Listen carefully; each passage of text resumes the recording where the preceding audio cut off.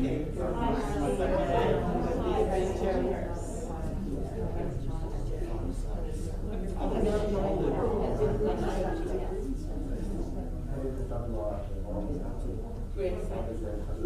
my sons, our sons, right? Ready?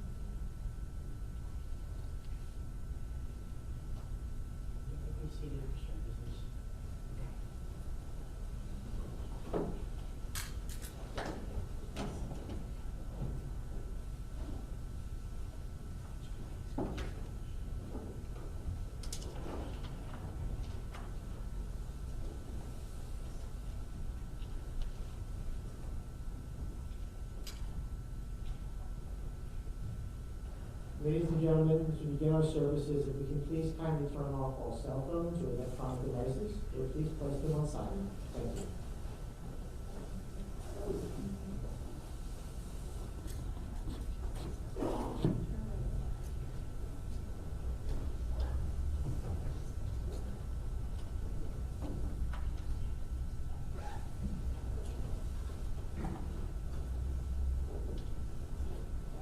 On this day especially, we turn to community. We turn to the friends and the family members by our side now, our loved ones, those who are best positioned to provide us with the strength, the courage, the support we so need on a difficult day such as this one. We also turn today to the community that's embodied by our tradition, the words of our people, the texts of our people, the prayers our people have turned to for so long, as we have experienced loss and the hurt that comes with loss. It is our shared prayer on this trying day that these words provide us with a little bit of direction, a little bit of help, a little bit of light amid the darkness. We do remember Jack, and we join our hearts together now to give comfort and to give strength to his family. Mourning is a time filled with emotion, with memory. We begin our service with psalms and with prayers linking Jack's life with the millennia-old tradition of the people of Israel and the eternity of God. Birth is a beginning and death is a destination. And life is a journey from childhood to maturity youth to age, innocence to awareness, and ignorance to knowing, from foolishness to discretion, and then perhaps to wisdom, from weakness to strength, or strength to weakness, and often back again, from health to sickness, and back we pray to health again, from offense to forgiveness, from loneliness to love, from joy to gratitude, from pain to compassion, and grief to understanding, from fear to faith, from defeat to defeat to defeat, until looking back or ahead, we see that victory lies not at some high place along the way, but in having made the journey, stage by stage, a sacred pilgrimage. Birth is a beginning, death a destination, and life is a journey, a sacred pilgrimage to life everlasting. Yesh kochavim she'oram magia arza. There are stars up above so far away we only see their light long, long after the star itself is gone. And so it is with people that we loved. Their memories keep shining ever brightly, though their time with us is done. But the stars that light up the darkest night, these are the lights that guide us. As we live our days, these are the ways we remember. From the age-old words of Ecclesiastes, where we find the following. V'kol zman ve'et lacho chefetz tachat hashamayim ve'et laledet ve'et lamut. There is a time for everything, a time for every experience under heaven, a time for being born and a time for dying, a time to plant and a time to uproot, a time to tear down and a time to build up, a time to weep and a time to laugh, a time to wail and a time to dance, a time to throw stones and a time to gather them, a time to embrace and a time to refrain, a time to seek, a time to lose, a time to keep, and a time to discard, a time for tearing and a time for sowing, a time for silence and a time for speaking. And of course, the words of the 23rd Psalm. Adonai roi lo etzar bino deshe yarbitzeni al mei menuchot yenachaleni nafshi shovev. Yanchein b'maglei tzedek l'ma'an shemo. Adonai is my shepherd, I shall not want. God makes me lie down in green pastures, leads me beside still waters, and restores my soul. You lead me in right paths for the sake of your name. Even when I walk in the valley of the shadow of death, I shall fear no evil, for you are with me. Your rod and your staff, they comfort me. You have set a table before me in the presence of mine enemies. You have anointed my head with oil. My cup overflows. Surely goodness and mercy shall follow me all the days of my life, and I shall dwell in the house of God forever. We do come together now to say goodbye to a very special soul. Let's say it clearly, Jack was a mensch. He was good. In every way one can be good. And we will miss him. His gentleness, his wisdom, his commitment to his beloved Florence, to his beloved family, to his many friends, to his synagogue community, to his country, to Florence, to Stephen and Beverly, Marla and David, Zachary and Meredith, Ilana and Joe, to Jory, to Oren, to Margalit and Yael.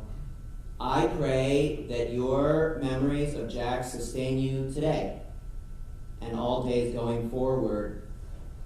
Florence, you know we are here with you and for you now and always.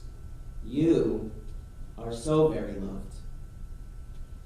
In a moment, we'll hear words of remembrance and tribute from Marla and Stephen. But before I bring them up, I just wanted to know, how much I personally loved getting to know Jack. He welcomed me to Addith 10 years ago with open arms. He and Florence were among, as we all know, the founders of our synagogue. It's a place that mattered to him, a place he helped create and shape over the course of many years, sometimes literally as he was called upon to fix this or that, and in the most ironic of ways, the heat at the synagogue is currently not working, and we could really use him. I can picture him sitting at services on a Friday night, off to my right, surrounded by so many familiar faces, this sense of contentment there in his eyes. The Talmud teaches that those we have lost can never be forgotten from the heart. And we know that Jack will live in our heart forever. We'll carry him deep in our heart. The moments we shared, the times he lifted you up, the times he was there to listen, to help, to offer some counsel, to laugh with you, his big-heartedness, his abounding compassion will exist forever in our heart as we remember him and we honor him with our words, with our choices, with our actions. When I sat with Jack the day before he died, I asked him how he's feeling. I asked him, what are you thinking about today? And he, of course, knew that the end was very near now. And he took a breath, he took a pause, and he said, well, I am thinking about the next presidential election.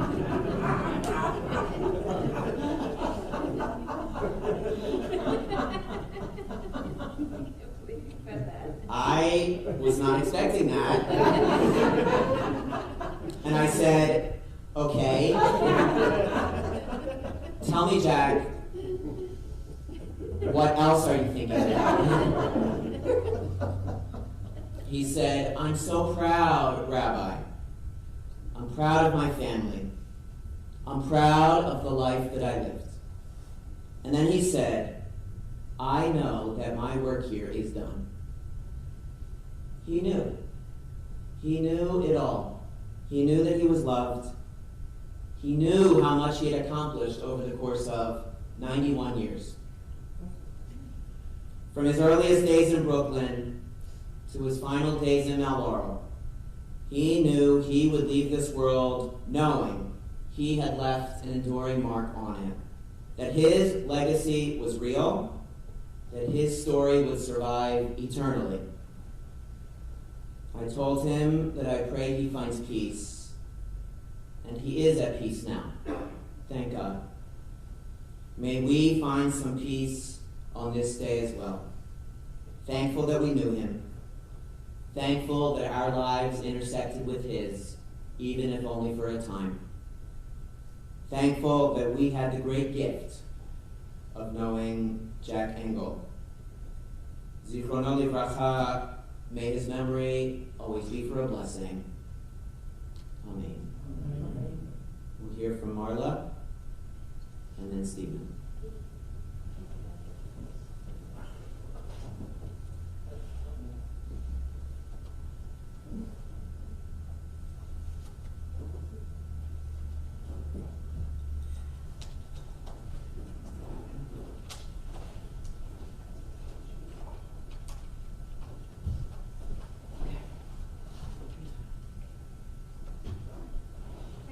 Very much for coming.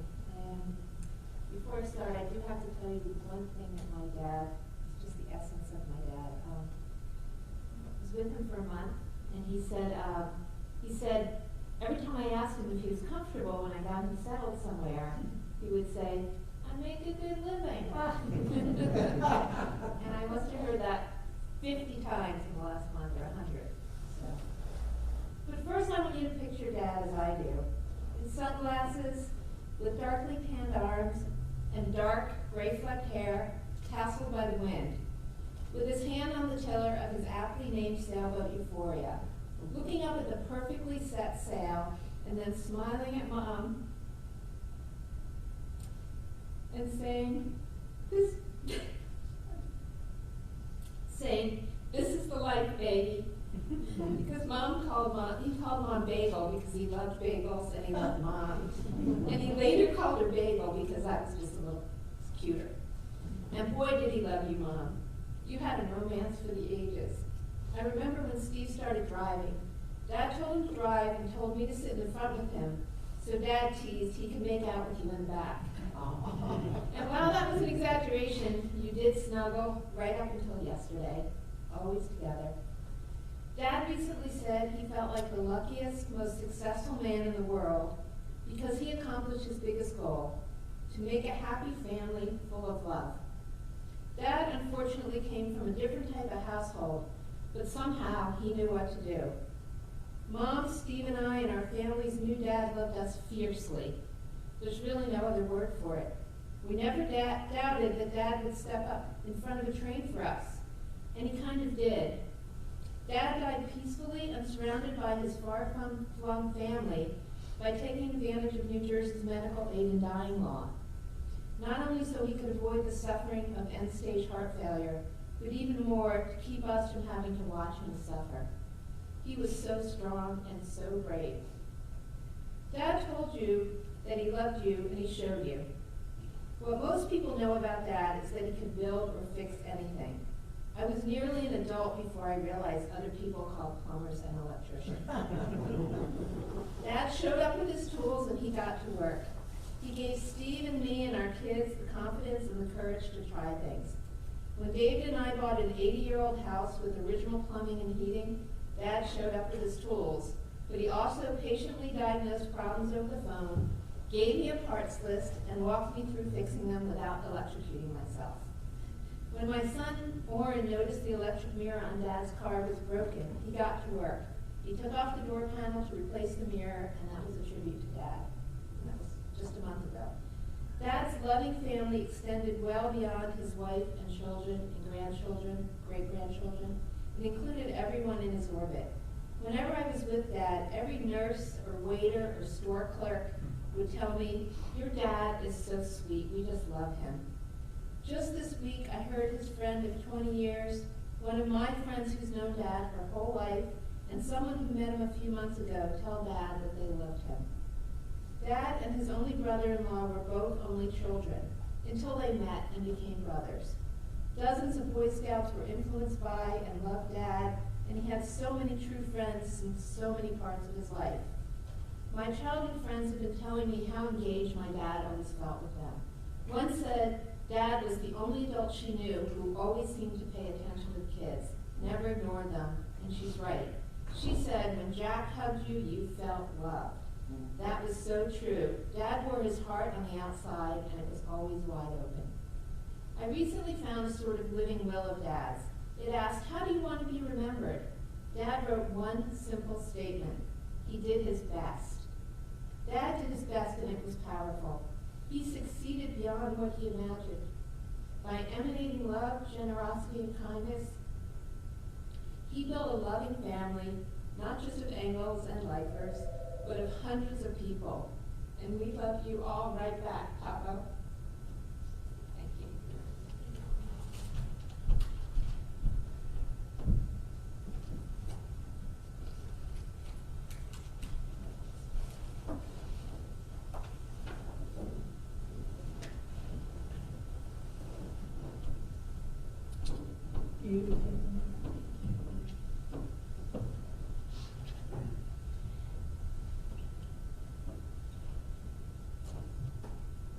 Marla, I told you I should go second because I'm the professional, so now you don't know what I do.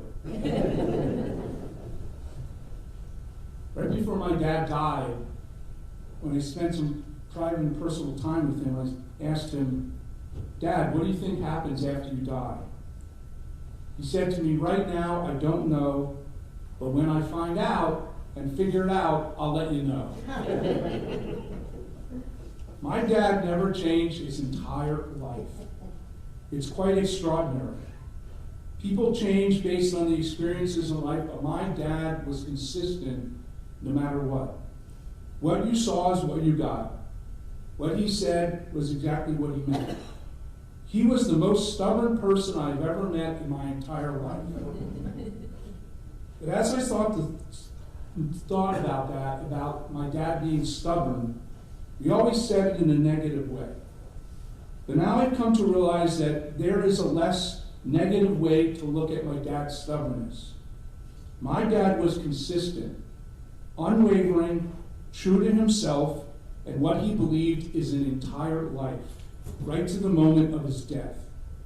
How many of us can say that we can do that through our whole life? No matter what, my dad never wavered. He came from parents who were not the most loving or caring. He was an only child and they gave him limited time and attention. They were difficult and actually alienated a lot of people around them. My dad decided early on that he wanted his relationship with his wife, his kids, and his family to be the antithesis of his childhood. And my dad set to work. He never wavered one iota from being the most loving, caring, and dedicated father and husband for his entire life. He was stubborn in this pursuit. As kids, he came home every night for dinner, and Marla and I would excitedly yell, "Dad's home," or "Daddy's home." He never, ever, ever once disappointed. He would take us everywhere with him, even if it meant it would take longer or end up with unrecognized things in the shopping cart. He painted the house, and we were there for him with our feet in the paint bucket. Working in the yard, we were there with him tossing around in the dirt and digging to china. He filled the hole in every single night. He turned down work opportunities to travel because he wanted to be home with Marla and with me. I think what I'm most proud of is that my dad literally changed the destiny of our family from where it started from. To my dad, being comfortable was not about making a living, but it was about making a family. To my dad, family was everything. My mom and Marla and I have tried to model after him to try to make our families the most important things in our lives. And now his grandchildren are doing the same. This is a large part of my dad's legacy that will hopefully live on through all the future generations of our family. We will continue to tell the story that it is because of what Grandpa, great-grandpa Jack did, is that our family is the way it is. When I asked my dad afterlife, and he said, "Right now, I don't know. When I find out, I'll let you know." This too was so much of my dad. I looked at his workbench in the garage after he died, and there were tools and parts there showing he was working on some kind of project. My dad's life was always about the next project. I think that's what he meant. If there is an afterlife, that will be his next project. My dad never stopped thinking with his mind and working with his hands. If my mom wanted a whatever, my dad thought it out and built it the next day. He was like an in-house Amazon Prime account. Like that. If you wanted it, you would get it the next day, right, Mom? It wasn't always the most beautiful, but it was the most functional. My dad was very intelligent, a lover of reading and history and science and technology. Any area he took on, my dad mastered it. Growing up, he challenged us to become an expert in things. We never had a repair person in our house or for our car, as Marla said, throughout our entire childhood. It killed him when a guy had to come and fix a washing machine. Expert photographer, expert ham radio operator, expert missile designer, expert Apollo reentry system creator, expert radio-controlled airplane flyer, expert shipbuilder, expert World War II historian, expert Snap-on tool salesman. At 8 years old, he said to me, "Pizza man." Okay, but be the best pizza man that you can be. My dad taught Marla and me, and we tried to teach our kids, to never stop growing and expanding our minds in new directions. To him, in a real sense, growing and expanding your mind was what life was about. Stop doing this and you stop living. That's why it was so difficult for him in the end when he couldn't do it anymore. My dad modeled for us that there is always something new to learn and understand. Right now, you may not know it, like about afterlife. But if you keep learning, you will find out. Not only this, but most importantly, you have to take what you learn and make it real. Don't only work with your mind, but also work with your hands. Only by working with both will you work up to your potential. That's the lesson that Dad taught us. The world needs thinkers, but the world also needs thinkers who are doers. My dad was also a kind and generous person. He was like a teddy bear. You just wanted to hug him. He had a loving heart and a great sense of humor. He had lifelong friends going back to when he played stickball, got into street fights, fixed his first Model T, wore a leather jacket, rode a motorcycle, and romped around his Brooklyn neighborhood.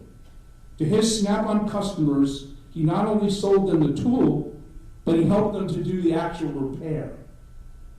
They weren't just customers, they were friends. Going out for hoagies or cheesesteaks, my dad really loved people and he loved to schmooze and learn about others. And I think that's one of the gifts that he gave me to be able to do. But no relationship was more important to my dad's life than his marriage to my mom. Mom, be reminded that Dad's failing health was only a little dot in your whole relationship. The vast brightness that was 65 years of married life together. Marla and I only hope that we can be happily married in the same way and playful, like Dad was to you, as we're married to our spouses.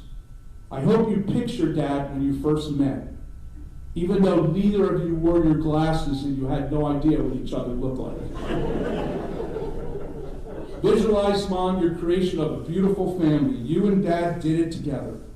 You changed the destiny of our family, children, grandchildren, great-grandchildren. See all the years and days of your marriage as a beautiful painting with you and Dad at the center.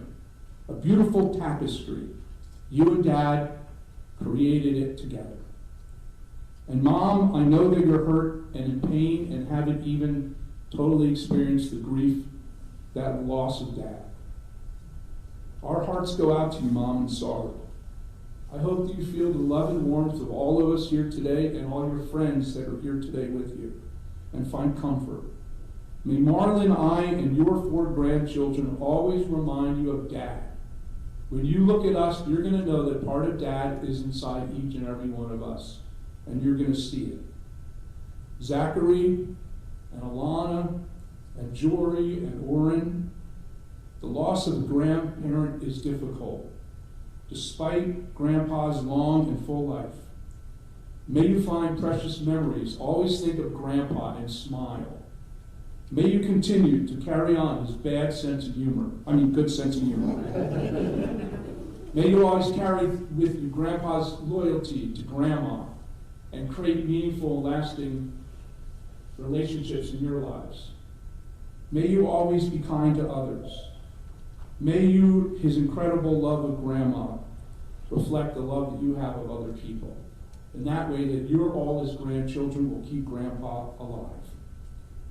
Marla, I want to thank you for the great care that you have given Mom and Dad, particularly in the last few weeks of Dad's life.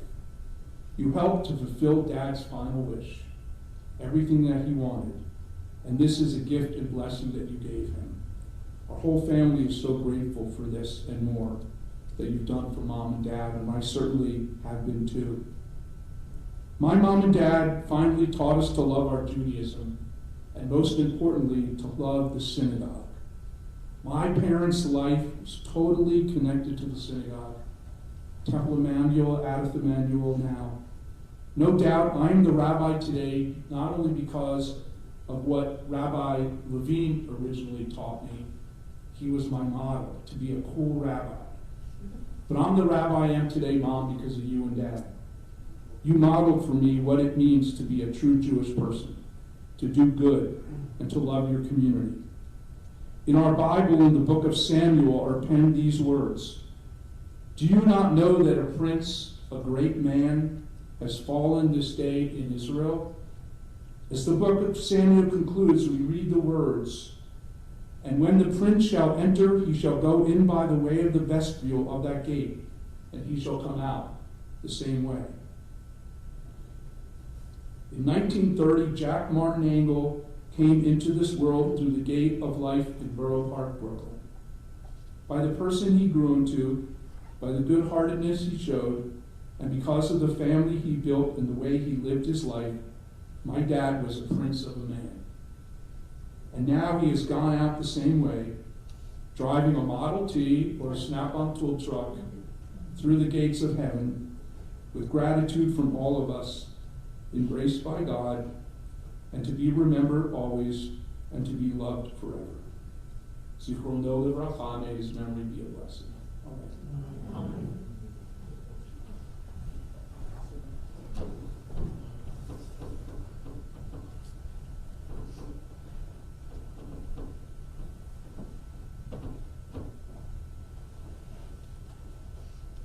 Thank you for those extraordinary tributes and remarkably beautiful words. A reminder that the family will take part in interment and Shiva, both privately. Esainai Elahari Me'ayin Yavo Ezri, Ezri Me'im Adonai Oseh Shamayim Ba'aretz. I turn my eyes to the mountains, from where will my help come? My help comes from Adonai, maker of heaven and earth. God will not let our foot give way. Our guardian does not slumber.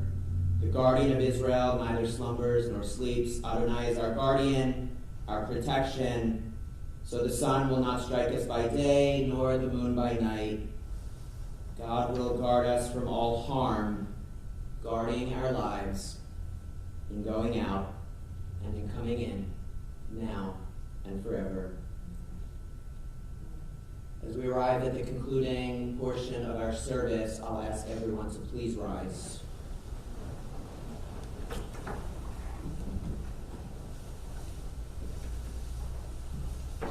El Malei Rachamim Shofim B'Mrumim, Hansei Menucha Nechona Tachat Kanfei Hashchina, Ukroshim Torim Kizar Rakia Maskirim Et Nishmat Yaakov, Shalach L'Olamo, Val Rachamim Yastireu B'Seter Knafav L'Olamim, Tzor B'Tzor HaChaim Et Nishmato Adonai Hu Nachalato, V'Yanuach B'Shalom Al Mishkavo, V'Nomar, Amen. O fully compassionate God on high, to our loved one who has entered eternity, grant him clear and certain rest with you in the lofty heights of the sacred and pure, whose brightness shines like the very glow of heaven. Source of mercy, forever enfold him in the embrace of your wings. Secure his soul in eternity. Adonai, he is yours. May he rest now in peace. And together we can all say, Amen. We will conclude with the hallowed words of Kaddish Yatom, the mourner's Kaddish, words with which we thank God for the gift and the blessing that is life itself. As together we say, Yitgadal, Yitkadash, Shemei Rabbah, V'yalmad, Yivrach, Yerutei, V'yamlich, Malchutei, V'chayechon, V'yomechon, V'chayei, T'chol Beit Yisrael, V'agalah, V'izman Karim, V'imru, Yehi Shemei Rabba B'vorach Le'olam Ulamei Amaya Yitbarak V'yishavach V'yitpa'ar V'yitromam V'yitnaseh V'yitadar V'yitaleh V'yitalal Shemei T'kudisha B'rechu Le'ela Min Kol Birchata V'shirata Tushbechata V'nechemata Damiram V'yalma V'imru Yehi Shlomo Rabba Min Shemaya L'chaim Aleinu Ve'al Kol Yisrael Nimru Amen. Oseh Shalom L'Imromav Uyaseh Shalom Aleinu Ve'al Kol Yisrael Nimru Amen. May the source of peace send peace to all who mourn and comfort to all who are bereaved. Together we say, Amen. You may be seated.